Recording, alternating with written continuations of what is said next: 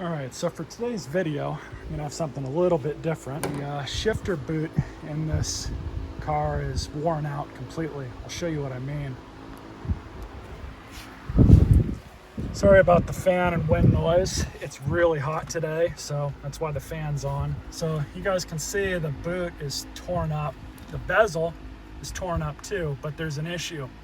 Unfortunately, you can't find these shifters brand new anymore. Much like the OEM intake manifolds on these cars, for whatever reason, Ford quit making them. If this fix works fine, I'm just gonna leave it like this. If not, there's a couple other ideas I have, but I had a pretty big Temu order a while back, and I had added a shift boot kit on, which normally would go on a 5-speed or 6-speed transmission shifter. It goes on the floor.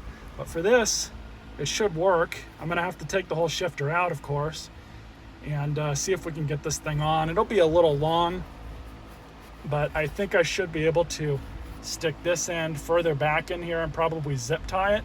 We'll have to pull that thing out and see what's going on with it.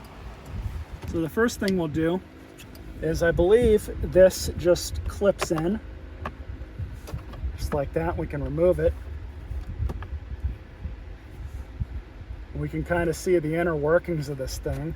So anyways, with this off, we should be able to pop off the top, which I think is just kind of pressed on as well.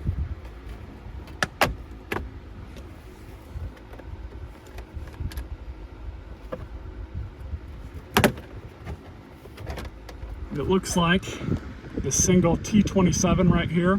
Undo that bolt and should be able to kind of pop this thing out of the socket. And then we can get this piece of junk off. I'm gonna cut out the rest of the boot, and then we'll clean off the rubberized coating on this and go from there.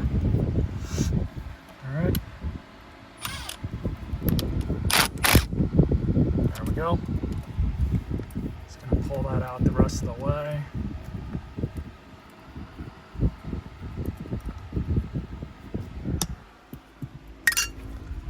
So all I've done now is just disconnected this electrical connector. And then I'm gonna have to pry up on this because it's got one of those little Christmas trees at the bottom. And that wasn't too bad. Just got underneath it with my plastic piece there and was able to pull it off.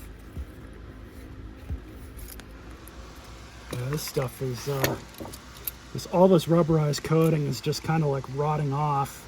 So I'm just gonna remove it as best I can. So basically what's going to happen here is we just need to fish this back in through this hole.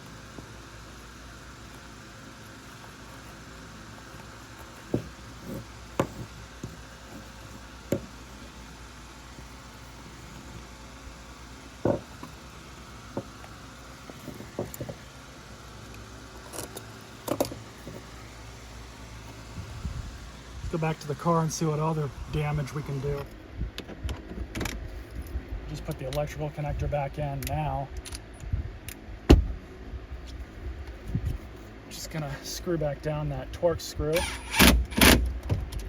Perfect. So let's see what we can do here.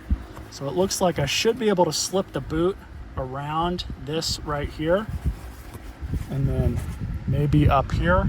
We'll see if we can zip tie it so it won't move. So I'm just checking it over, and I haven't put any zip ties on it yet, but it looks like it should stay there. The only real thing here is it's a little long in the cuff, but it doesn't interfere with anything. So I think it'll be just fine how it is, actually. If anything, I might put a black zip tie around here and bring that down just a little bit, but I think we're okay.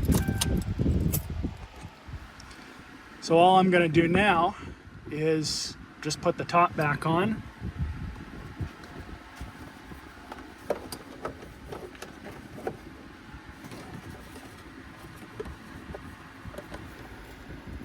Start that side first. Go up here.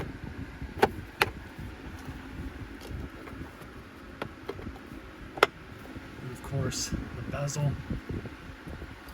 That's the easy part.